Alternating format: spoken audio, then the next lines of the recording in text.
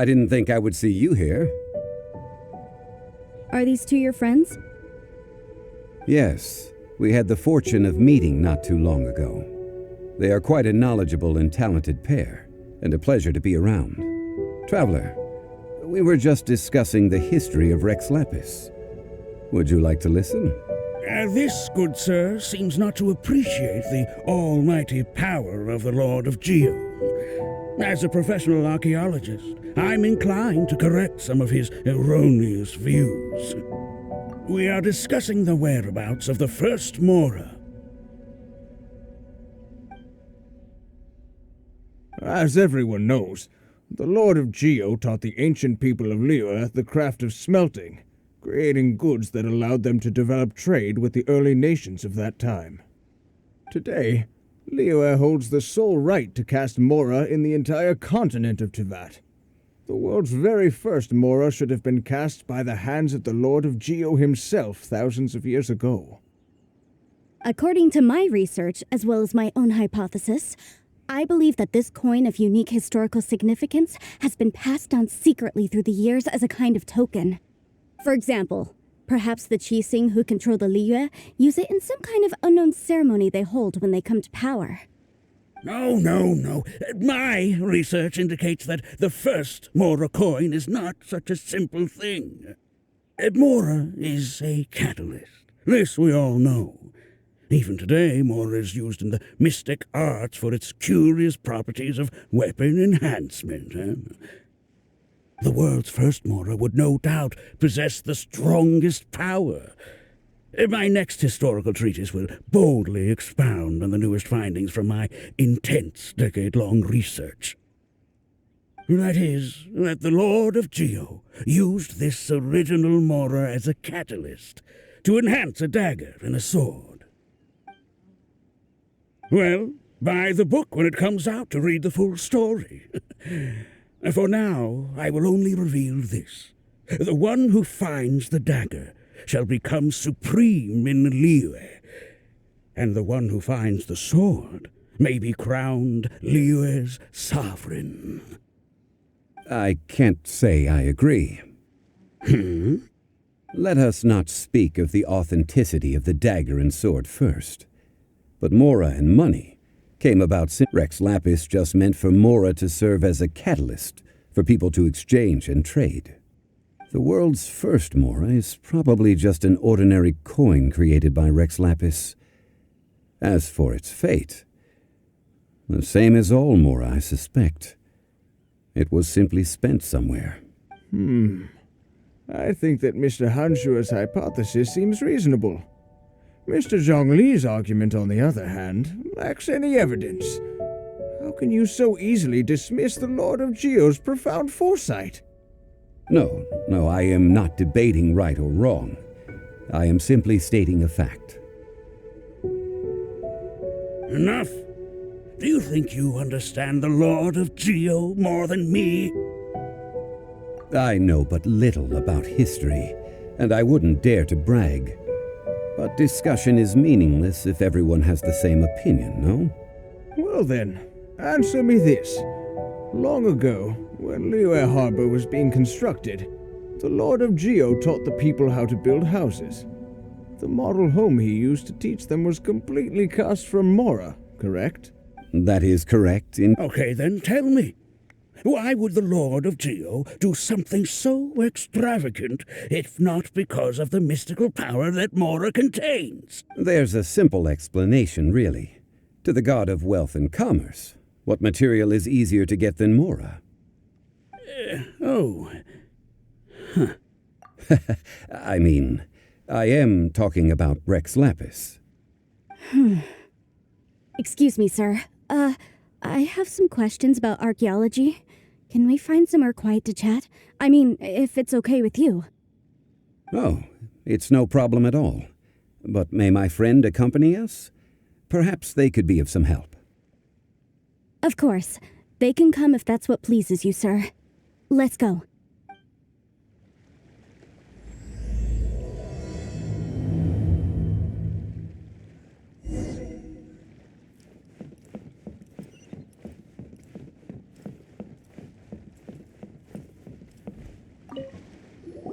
What I'm about to say is a bit disrespectful of the Lord of Geo and would draw a lot of angry looks.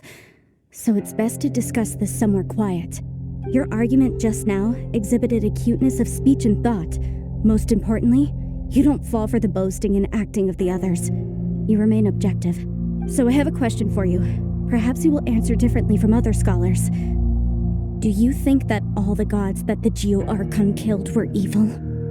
Let's not analyze it in terms of good versus evil. Rex Lapis placed great importance on the integrity of contracts.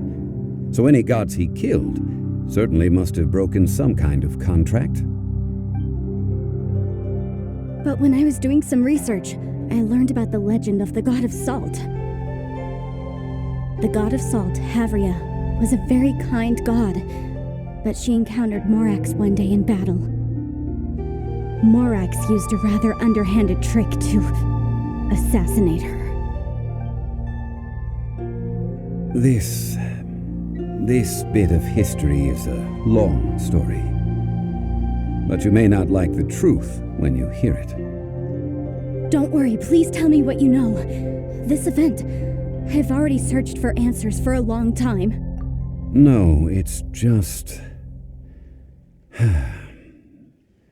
Where should I begin?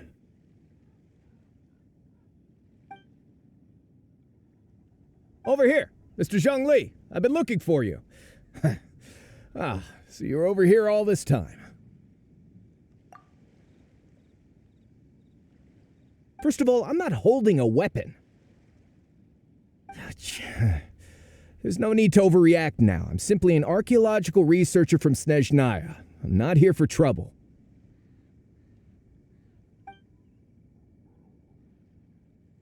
But this time, I registered with the Liyue Ministry of Civil Affairs.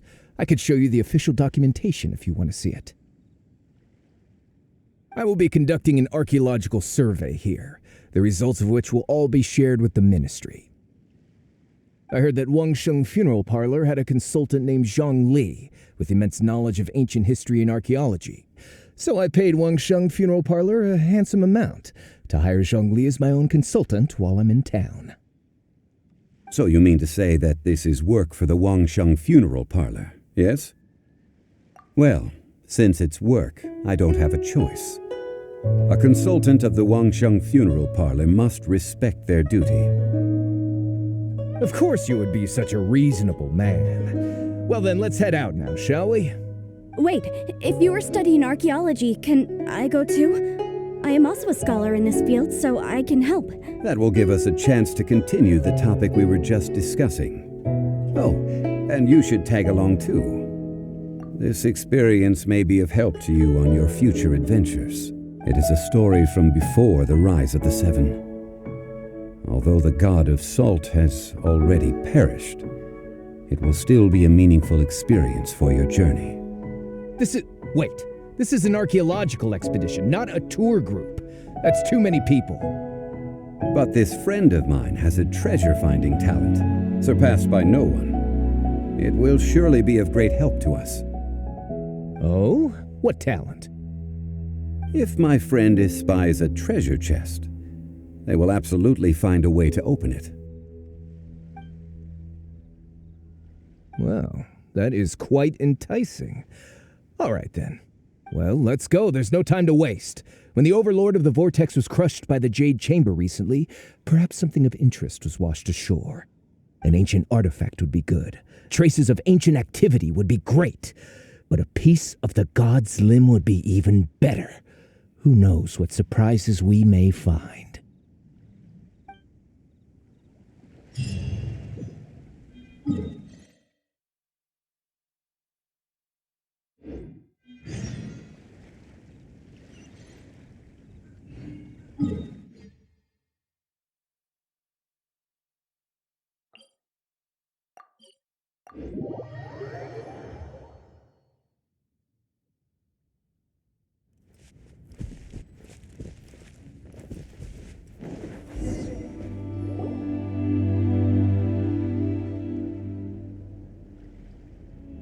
This place looks so ordinary.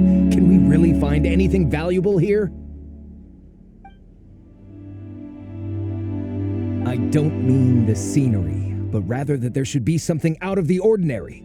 A big battle did just occur and all, and I don't even know where to begin looking here. Guyan Stone Forest is actually the perfect place to be if you wish to learn about the gods or the history of the Archon War. Legend has it that Rex Lapis threw spears made of large rock into the sea here, piercing and crushing the overlord of the vortex. After many years of wind erosion, those stone spears have turned into the unique rock formations we see now. What we see now is just the part of them that remains. The stone spears hurled by Rex Lapis all those years ago were much greater, both in number and in size. But due to the different angles they landed at, their large centers of mass, erosion by seawater, and years of gravity, many of them have been completely swallowed by the sea. So besides wind erosion, the initial collapsing of the stone spears also played a big part in the formation of Guyan Stone Forest. Well, a god able to fight one so powerful as Rex Lapis was certainly very strong in its own right. Indeed. This is where the value lies in research at Guyan Stone Forest. Most of the objects from that time were lost to the sea. But the gigantic waves created by the overlord of the vortex have given those sunken objects a chance to see the light of day again. So you're saying that if we look carefully, we'll be able to get very, very rich. I mean, rich with archaeological knowledge and historical value, yes? That's all I seek in life. Well, since we brought so many people, I think it would be best to split up and look. Okay then, I will go with my friend here. Although I have a smattering of knowledge in various disciplines, when it comes to archaeology, I can't compete with the expert here. Huh? Me? What's the matter? This is your profession. Why are you so surprised? I get it. I'll escort him then. Okay. If we find anything valuable or rare, let's meet on the shore opposite from here. The ancient god probably left behind lots of elemental marks. Following them should make our search much easier.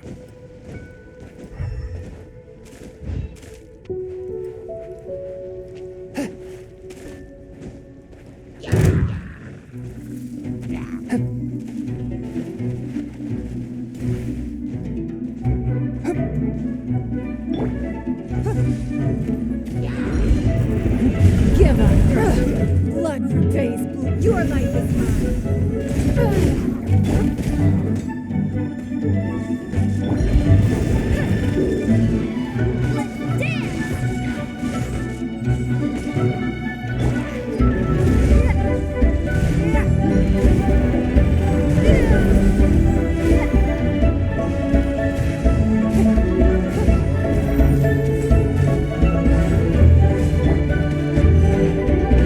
Midnight Phantasmagoria. It's no...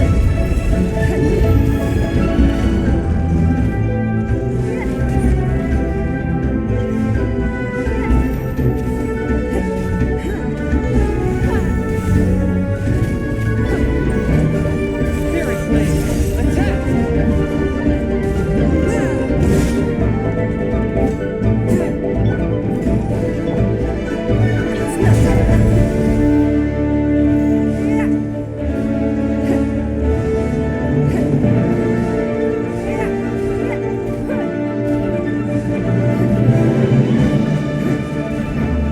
Give up!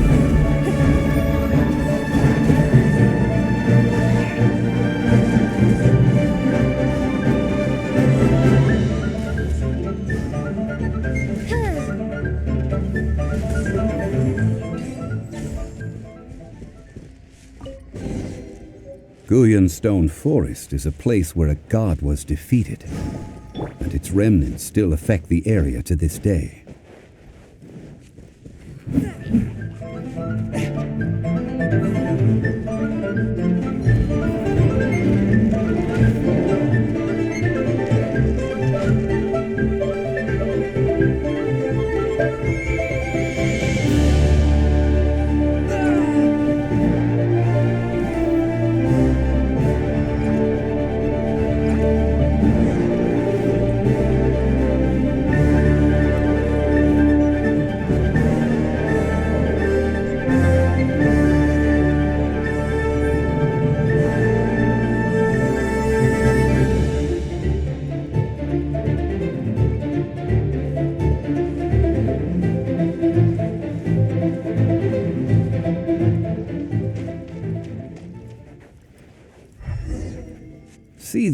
object in the center. Perhaps it emits the remnant strength of the god.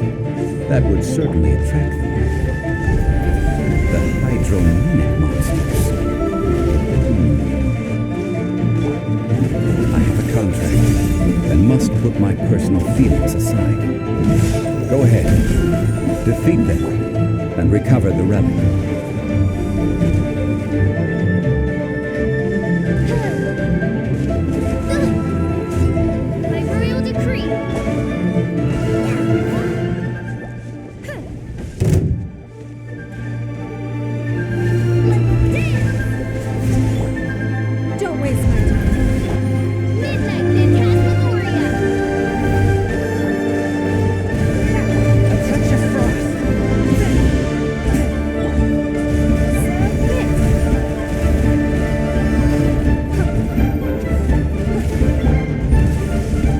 Just a stone slab, but its design is quite unique.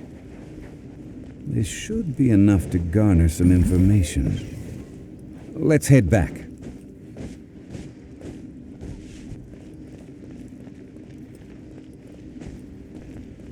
I ride on wind and cloud alike. You call yourself a scholar of archaeology? You can't even recognize this or that. What are you good for? We all have our areas of expertise. I already tried very hard to explain. This girl just keeps bragging about how she's an archaeologist, but she doesn't even know anything about the surrounding ruins. I even know more than her. She left me to rely solely on guessing, experience, to find anything valuable to take back. Ugh, what a waste of time. I've just been researching the god of salt, so I'm not familiar with sea relics. Is that so strange? And you kept asking about how much Mora everything is worth. Can the value of relics only be measured in Mora? Isn't measuring their value in Mora the easiest way?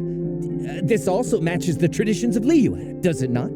Now, calm down. No need to make a fuss. We were able to bring back some intriguing objects. Let's have a look. Oh, what a shame. These objects were indeed washed ashore by the Overlord of the Vortex, but they have nothing to do with the god besides being in the vicinity at the time.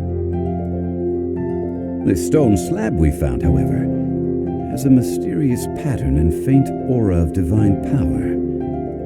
Quick, give it to me. At least we didn't come for nothing. The power of the gods, yes! This is good. Oh, but these other objects are certainly worth a little something, right? It should be enough to cover the cost of hiring you. It's all mine. Not at all. My quest to uncover the history of the god of salt is because history can tell us about culture and beliefs. But you're just trying to use archaeology to get rich. Nonsense! I'm a professional archaeology researcher from Snezhnaya. I swear, if I'm lying, may the Lord of Geo strike me down. Oh, by the way, you probably don't want to sell that teacup. Oh? Why's that? That's not an ancient teacup. It's part of Ningguang's collection. It must have fallen here along with the Jade Chamber. So unless you want to mess with the Qixing...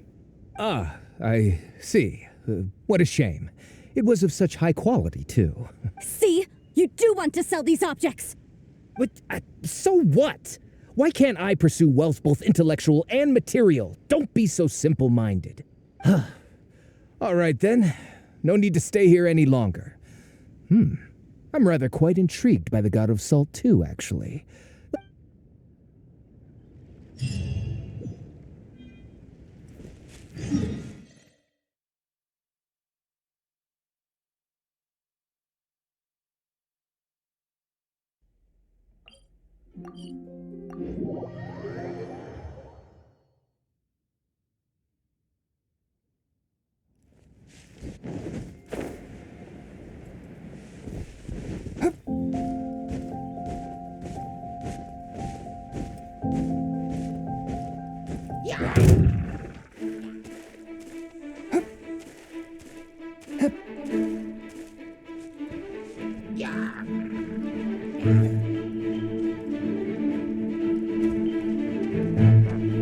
Swift and merciful.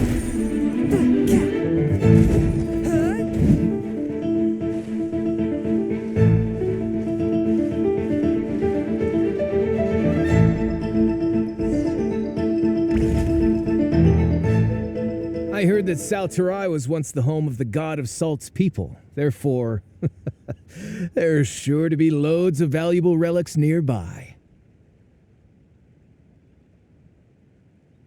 According to legend, the people of the god of Salt, Havria, enjoyed prosperous lives under her protection, but this legend has been